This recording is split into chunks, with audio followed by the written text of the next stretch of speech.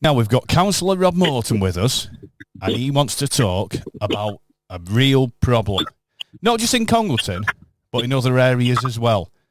That is damp social housing and how it can affect people's health. How are you, Rob? You all right? Yes, I'm fine. Thank you. Thank you for contacting me. So, you started on a bit of a crusade, haven't you, on social media and other places, fighting damp social housing and the effect it has on people. Well, it all started about a year ago on my part. A couple of residents got in touch with me living in social housing. They were having trouble with damp in their houses, so they asked me if I could help them, which it is. And this was over a year ago.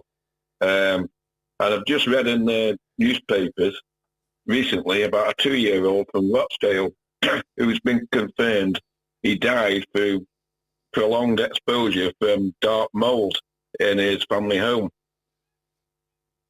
I mean, something like that, it just shouldn't happen, should it, in this day and age? No, definitely not.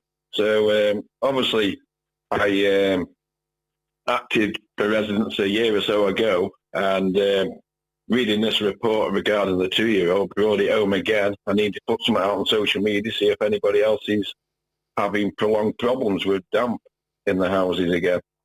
And you've had quite a bit of feedback, haven't you? We've seen what you've had on social media. You use Congleton News and Views and your own Bromley Farm Facebook group. Yeah, I'm in the Congleton one. The feedback is, well, I wasn't surprised, to be fair. We are in double figures so far, which, when I say I wasn't surprised, it shouldn't be happening in this day and age.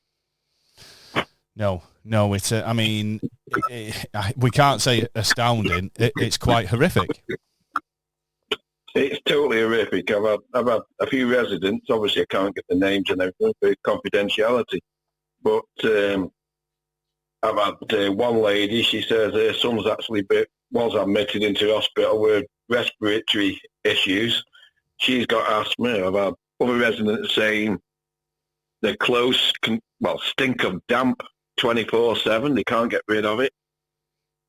I mean, for me, this problem is just going to intensify through the winter months, especially with the living crisis, cost of living crisis, and people won't be able to put the heating on, so the damp can only get worse without immediate action.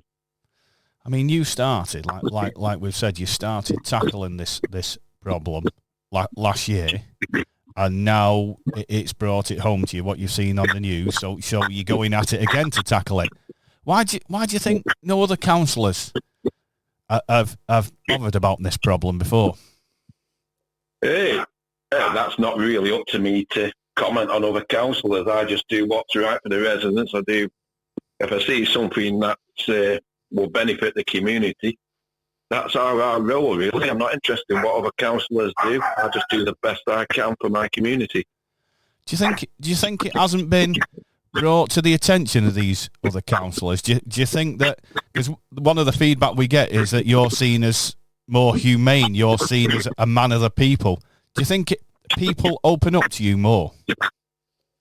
I'd like to think so. When I first got elected, on my election campaign, before I was elected, my target was to connect with my local community. Like we used to do in the 80s and 90s, the communities were very open, they all worked together, and that's been my mandate from day one.